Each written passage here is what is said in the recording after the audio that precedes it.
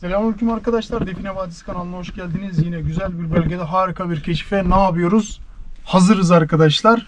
Ve burada güzel bir çalışma yapıyoruz. Doğru mu? Aynen baba. Küçük Vadi ile birlikte keşfetmiş olduğumuz güzel bir noktadayız arkadaşlar. Küçük Vadimizde güzel bir selam verdikten sonra buranın etraflıca işaretlerine bakacağız ve tarih olarak kısa bir tarih özetini geçeceğim size.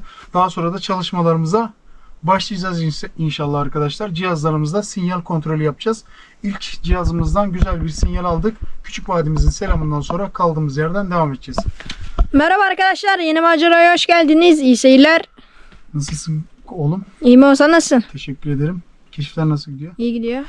Harika bir bölgedeyiz değil mi? Aynen. Arkadaşlar şu an bir mağara girişi gibi bir noktadayız. Şöyle size de bunu zaten karşıdan gördüğünüz zaman anlamışsınızdır. Şurada güzel bir ne var? Güzellikler var. Evet. Şurada iki tane mantarımız var arkadaşlar. İkisi de harika güzellikte. Şöyle. Evet. Doğanın güzellikleriyle de karşı karşıya kaldığımız anlarda oluyor. Şimdi arkadaşlar, burası harika bir nokta. Bir mağara girişi diyebiliriz. Şöyle mağaramızın üst tarafında saplanmış birkaç kayalık var. Onları size göstereceğim. Tut bakalım babacığım. Şöyle arkadaşlar bakın. Şimdi şöyle girelim. Şu yukarı doğru bakalım. Bakın arkadaşlar, bu yukarıdan saplanmış taşlarımız var buraya ve burayı kapatmışlar. Özellikle kapatmışlar ve inanılmaz derecede yosun tutmuş bir nokta. Şöyle ileri doğru gidiyor. Ama biz çekebildiğimiz kadarını çekiyoruz. Şuradan bir insan rahatlıkla şu ileri doğru gidebilir arkadaşlar. Orada gizli bir oda var. O odayı nasıl gösterebilirim size? Feneri getirebilir misin babacığım bana? Getirin kuzum. Buraya bir bakalım. Şimdi arkadaşlar fenerle de net bir şekilde göreceğiz. Şu ileri ışık tutacağım şimdi. Evet. Harika bir mağara girişi diyebiliriz. Güzel bir mağara girişini keşfettik diyebiliriz. Ver bakalım. Bakın arkadaşlar. İleriye doğru giden bir giriş mevcut. Bir insan rahatlıkla ileriye doğru gidebilir ve ilerisi büyük ihtimalle açık. Nereye kadar ilerlediğini tam olarak kestiremiyorum. Tabii biz cesaret edip giremiyoruz. Çünkü definecilikte biliyorsunuz arkadaşlar, bu tarz yerlere girmek çok tehlikeli. Zaten biz sinyali de oradan almadık. Hemen girişimizden aldık. Burada. Al babacığım sen kamerayı. Heh, koy oraya, orada dursun. Evet, kameramıza. Şimdi arkadaşlar, gelelim işaretlerimize. Şurada. Gel bakalım. Gel şöyle. İşaretlerimizi bir göster. Bakın arkadaşlar, iki göz şeklinde harika iki tane oyma mevcut. Devreyi soksana, devre nerede? Ya elimizde giriyor. Şöyle. Burada bir tane oymamız var. Bir tane de burada oymamız var arkadaşlar. En belirgin işaretimiz bunlar. Evet, şöyle biraz geriye dur.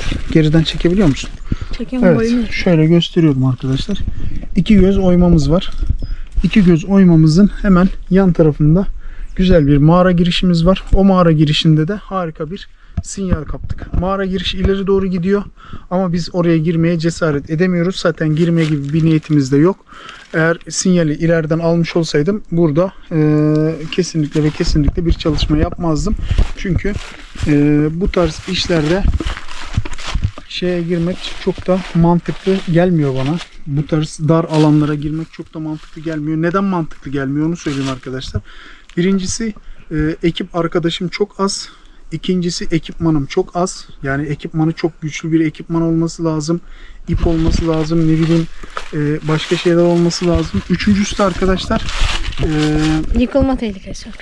gaz kontrol cihazı olması lazım. Önce gaz kontrol cihazını içeri salacaksınız. İleride herhangi bir gazla alakalı bir sıkıntı var mı yok mu? Daha sonra emin olduktan sonra o tarz yerlere gireceksiniz ki ileride sıkıştığınızda bir tuzak olduğu zaman o gaz sıkışması sizi zehirlemesin. Zehirleyince de olduğunuz yerde zaten kalırsınız, sıkışırsınız ve ölürsünüz. Bu tarz yerlere çok da tavsiye etmiyorum arkadaşlar girmeyi. Cihazımızda zaten bizim girişten sinyal aldı. Evet, şimdi ne yapacağız arkadaşlar? Alan taramamızla şöyle alan taramamızı geçen videomda da söylemiştim arkadaşlar. Oksit ve değerli aynı modda olması lazım. Biz şimdi okside bakacağız. Oksitte sinyalimiz verdiği an değerli de verecektir eminim. Çünkü oksit ve değerli aynı şeyi temsil ediyor arkadaşlar. Onu söyleyeyim. Şimdi oksit modunda buraya bakacağım. Daha sonra sinyal aldıktan sonra ne yapacağız? Ben sinyal aldım ama bir kez de sizin huzurunuzda bakacağım. Oksit modunda sinyal aldığımız an ne yapacağız? Değerliye de bakacağız. Değerlide de sinyal aldığımız an diğer cihazlarımızda kontrollerimizi sağlayacağız arkadaşlar. Bunu bir şekilde söyleyelim. Sen böyle gel kuzum. Ben şöyle şuradan başlayacağım. Tamam mı? Bataryan ne durumda? 20. Tamam, güzel. Bataryan azaldığı zaman değiştirsin. Anlaştık mı? Şimdi Anlaştık. oksit modundayız. Oksit modunda başlıyoruz. Hadi bakalım. Yağ sık.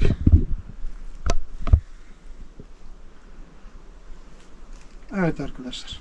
Alan taramamız oksit modunda oksitli olan bölgeyi çekmeye çalışıyor şu an. Evet. Mağaranın olduğu yöne doğru durdu. Şu an farklı bir frekans yakaladı. Evet. Tekrar net bir sabitleme olduğu zaman harekete geçeceğim. Evet, şu şekilde döndük arkadaşlar. Burada sabitlendi. Bakalım ileri doğru gittiğimizde oksitli olan malzemenin olduğu noktada bize sinyal verecek mi? Hep beraber görelim. Hadi bakalım. Böyle geliyoruz. Evet, bu noktada tepkime verdi. Zaten cihazı tutan kişiler çok iyi hissediyor arkadaşlar tepkimeyi. Ne yapıyor? Hemen orada tepkimeye girince tuttuğu için bunu algılayabiliyor. Oksit modunda güzel bir tepkime verdi. Şöyle değerli kısmını aldık arkadaşlar. Şimdi değerli kısmında aktif edeceğim burayı. İstiyorsanız değerli kısmında ne yapacağız? Bir tık daha geriden bakabilirsin. Net olsun. Anlaştık mı? Sabit olsun. Çok sallanma. Evet, değerli kısmına geliyoruz. Değerli kısmına da geriden aldım arkadaşlar. Çünkü aynı noktaya sabitlenecek mi diye yine cihazımızı yine bir denemiş oluruz. Bakmış oluruz.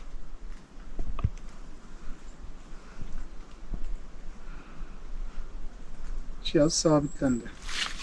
Şimdi ileri doğru gidiyoruz. Evet. Burada da aynı şekilde güzel bir tepkime aldı. Şimdi ne yapıyoruz arkadaşlar? Bir de mağara girişi olduğu için boşluk kısmına bakıyoruz. Şöyle kaldırdık. Boşluk kısmında nasıl bir tepkime verecek ben de merak ediyorum. Çok fazla bir tepkime yok. Aşağı indiriyorum.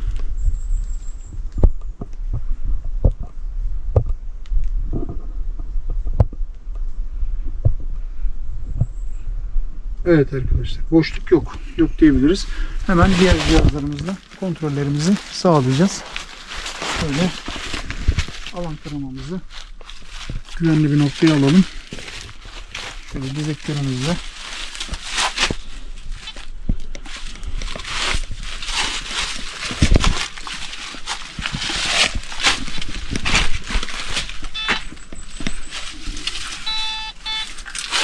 evet, cihazlarımızın çok sesi çıktığı için arkadaşlar cihazlarımızın sesini kıstık.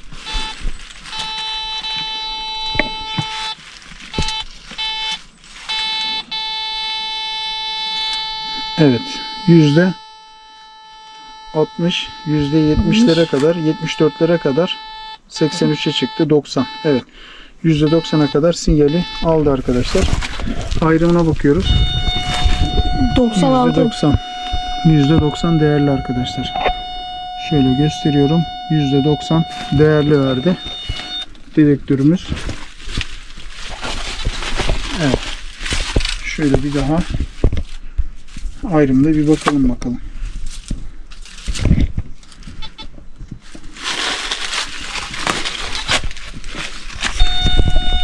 Aynı şekilde %90 değerli verdi.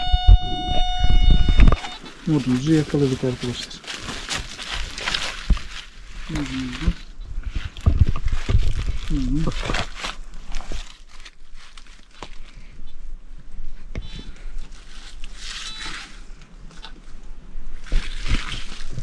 Yerimize koyalım.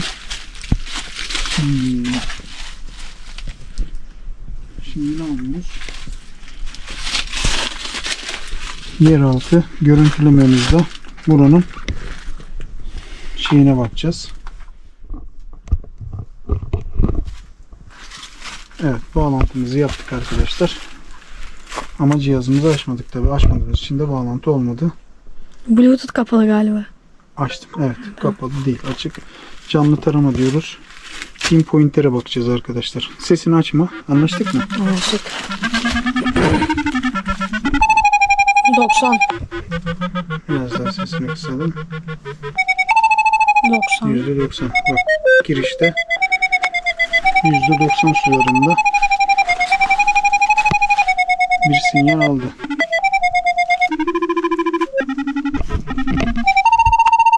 %99. %99 değil mi? Aynen. Bak, etraflıca boşluk da var. Şöyle bakalım kayalıkların olduğu yere.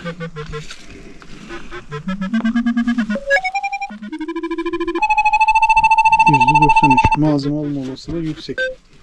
Şimdi ne yapıyoruz? Buradan çık. 3B tarama diyelim. 6'ya 6 tarama yapıyoruz. Tut bakalım. Şimdi evet. 1 2 3 4 5 6 1 2 3 4 5 6 yine geçtik. 1 2 3 4 5 6 1 2 3 4 5 6 1 2 3 4 5 6 1 2 3 4 5 6. Evet. Harika bir grafik yakaladık. Ha? Aynen. Şöyle gelebilirsin kuzum. İstiyorsan grafiğe bakmadan önce bir batarya değiştirelim. 6 kaldı çünkü. Bir dakika kuzum. Şuna bir bakalım. Evet. Şöyle bak. Harika bir nokta yakaladık. Aynen. 92 verdi değer. 1,5 metre. Aynen. 1,5 metre verdi. Sen şimdi ne yap? Kapat bunu. Kaldığımız yerden devam edelim. Kapat. Evet arkadaşlar. 1,5 metre demiştik. Şöyle. Diğer şeyimize de bakarım. Toprak değerlerine %92 değerli vermiş arkadaşlar. Aynen öyle. Aynen öyle. Şimdi şeklimiz de bu. Şeklimize 3 boyutlu bakılırsa şöyle güzel bir şekil var. Ne yapacağız? Burada hemen bir çalışma başlatacağız. Doğru mu? Aynen öyle. Kapatıyorum ben bunu. Şeyi, yeraltı görüntülemeyi. Tamam.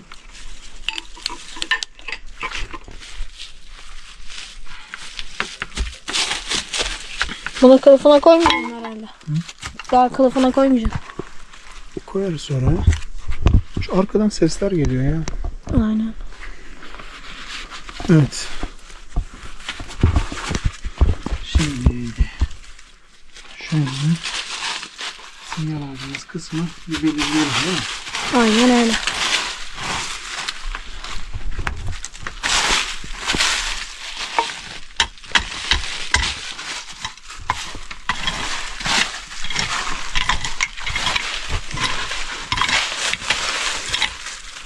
Burası. Tam da mağaranın giriş noktası. Doğru mu? Hı. Şimdi printerimize bir bakalım.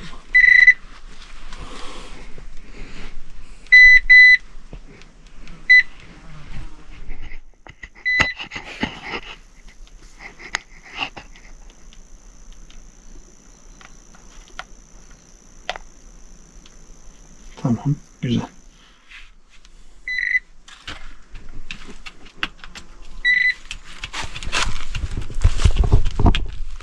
Var mı bir şey? Yok. Yüzeysel. Bakalım.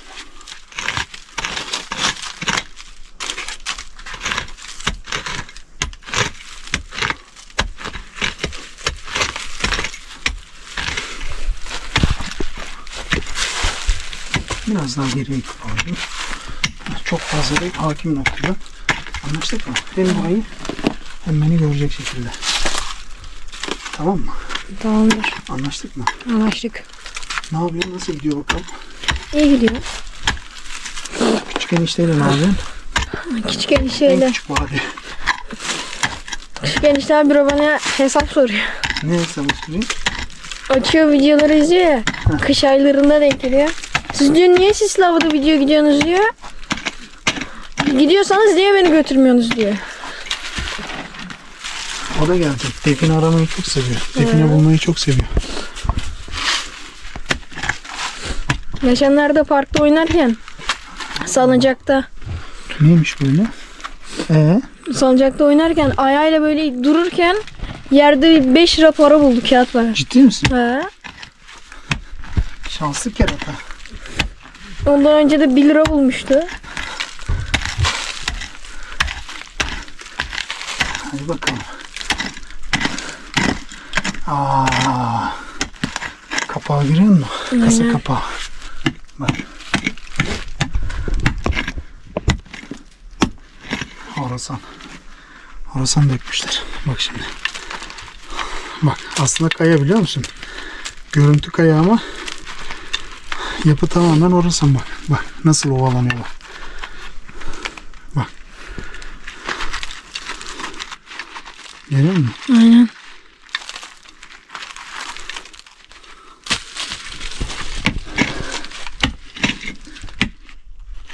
Hayırlı işler. Bak.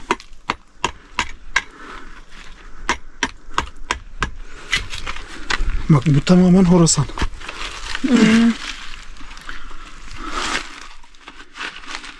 Bak. Kaya olsa böyle yapabilir misin? Mümkün değil değil mi? Kamerayı biraz daha açayım. Ayarla babacığım. Ya aklıma şöyle bir şey geldi. Burayı çekiyor mu? Çekiyorum. Tamam. Aklıma şöyle bir şey geldi. Hani eskiden kayaları daha rahat parçalayabilecekleri aletleri yok ya. Herhalde orasına böyle taş görünümü verip ya burada malzeme olsa bile biz burayı açamayız dedirtmek için. Sessiz. Evet haklısın. Sonuna kadar destekliyorum. Şimdi Horasan'ı yapma sebeplerinden bir tanesi açmış oldukları kayaların tekrar kaya şeklinde kapatmak için vermiş oldukları şekil kaya şekli ama yapı olarak da yumuşak olması lazım. Daha sonra gelip de açtıkları zaman zorlanmamalar için, anladın mı? Ama bizimkisi şu an tamamen yerin altında olduğu için büyük ihtimalle yapmış oldukları kasayı Horasan ağacı dökerek kapatmaya çalışmışlar. Acaba şu an hala böyle toprağın altında bir şey saklayanlar var mıdır? Vardır.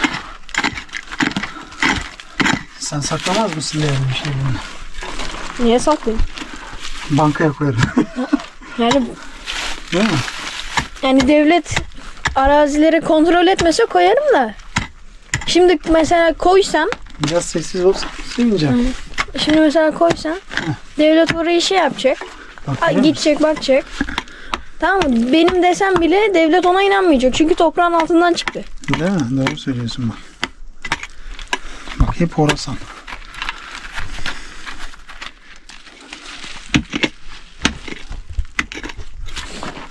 Burada iyi Horasan yapmışlar ama. Bak. Bunun altı boş. Dur bakalım. Görüyor musun? Aynen. Sese bak. Sen oradan vuruyor, benim ayağımın altı titreşiyor. Titreşiyor mu? He. Ama pointer daha sinyal almıyor. Pointer kapalı olabilir, ben kapatmıştım. Yok. Çık.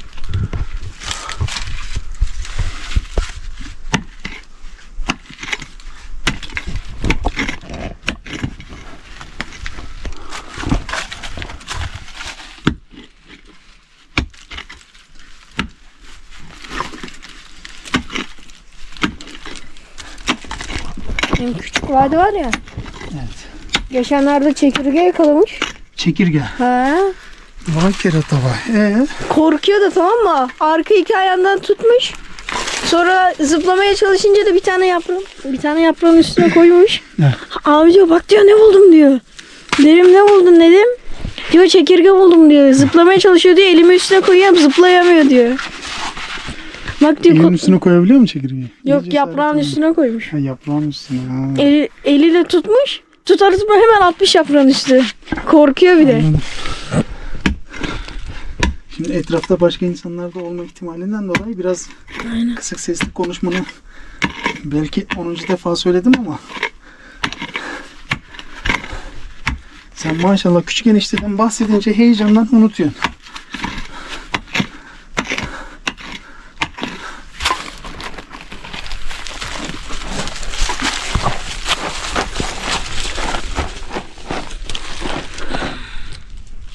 Evet, buradan ileri doğru giden bir Horasan yapısı devam ediyor. Görüyor musun? Aynen.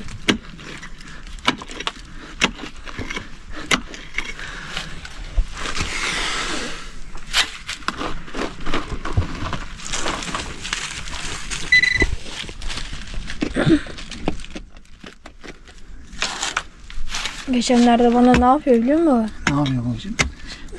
Su ve toprağa kunduz sevrası dökmüş toprağın üstüne. Çamur yapmış. Senden de 1 lira almıştı ya. Hı. O 1 lirayı çamurun içine koymuş. Hı. Sen de onu oyna diye pointeri vermiştin ya. Hı. Pointer almış. Abi diyor, burada hazine buldum diyor. Ben de gerçek sandım. Gittim baktım. Abi ya bak diyor, kaz diyor, belki bulursun diyor.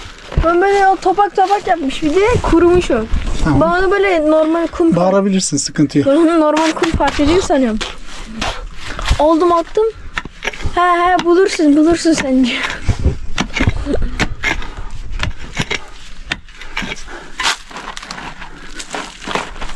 Evet, küçük enişte bizim yolumuzda gidecek herhalde. Hı. Öyle gibi duruyor. Aynen. Yoruldum vallahi ya. Gel yer değişelim. Şurayı açmamız lazım. Şu kısmı biraz genişletsek mi diye düşünüyorum da.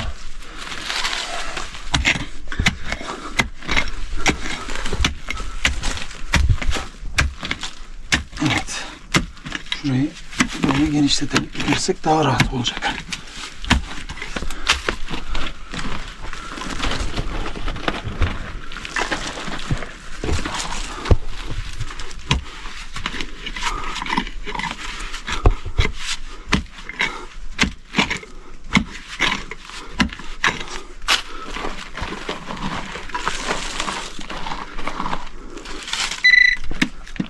Bak burası halen aşağı doğru.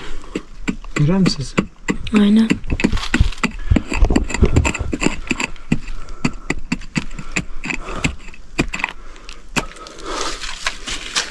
Biraz daha açalım. Hadi bakalım.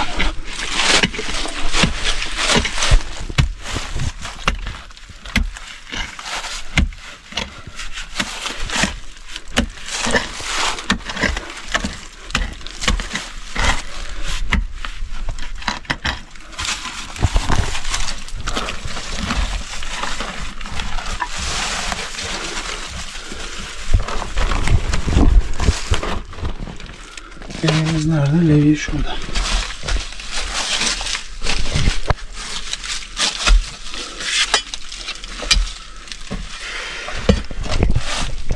Şimdi sen gel bu tarafa. Orada dur. Bu açıyı kaçırmamanı istiyorum. Anlaştık mı? Anlaştık.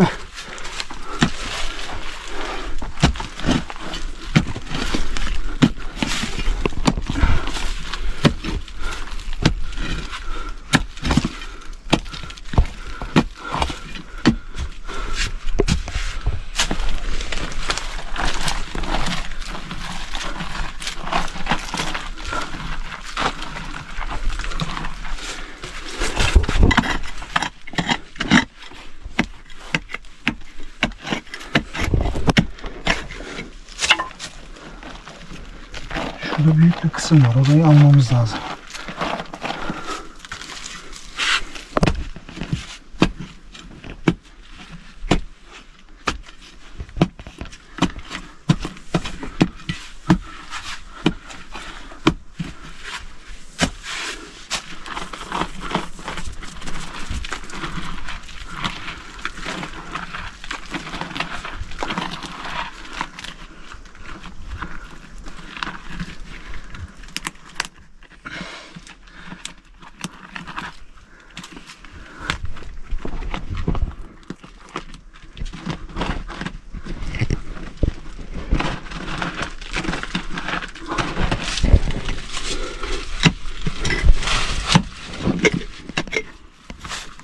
İlk parça geldi.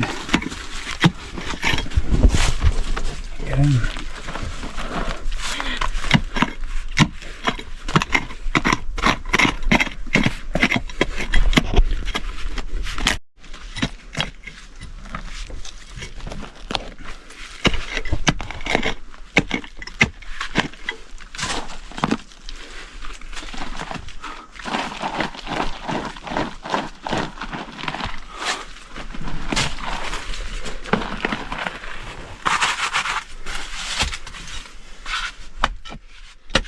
Kıvılcım mı çıktı? Evet.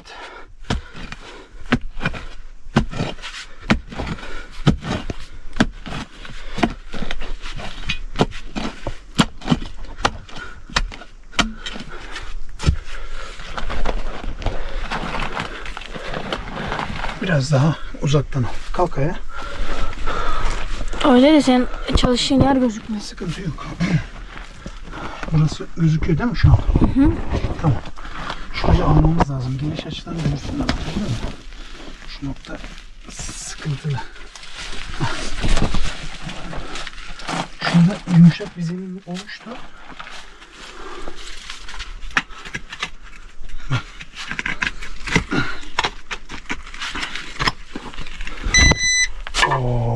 Oo, Çıktı, gel yaklaş.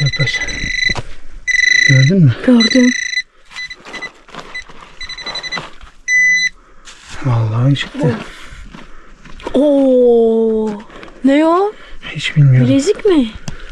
Bileziğe benziyor ama. Ne acaba? Dur bakalım. Oo. Acaba ne baba? Bakacağız babacığım, dur. Oo. Of.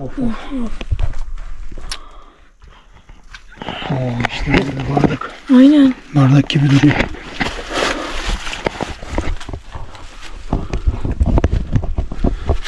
Hatırlıyor musun, bu bardağa benzer bir bardak daha bulmuştuk. Kahve mi yapmıştık? Bu 3. oluyor. Of. Dur, dökülüyor. Şuna bak. Oksitlenmiş iyice. Bayağı. Her taraf. Neymiş? Of. Paralara bak.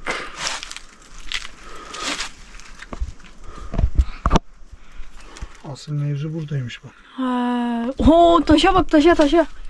Taşı şöyle bir elini sildirsene. Harika. Yaprakla temizle o taşı. Mükemmel bir şey.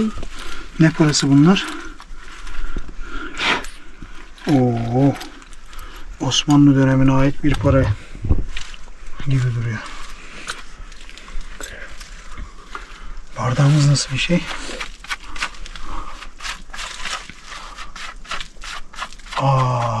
Gördün mü? Cami var. Aynen. Minare. Şurada da bir tane bak. Ay yıldız mı var? Ay yıldız ya. Oo, Türklere ait bir hazine. Aynen. Türk hem de Müslüman. Aynen. Değil mi? Baksana. Hem cami hem ay yıldız. Demek ki Türk boylarına ait bir hazine. Evet arkadaşlar. Türk boylarına ait harika bir define bulduk. Şöyle göstereyim. Bak işleme de zaten belli oluyor ya Türk olduğu. Evet. Çok da belli oluyor gerçekten. Şöyle.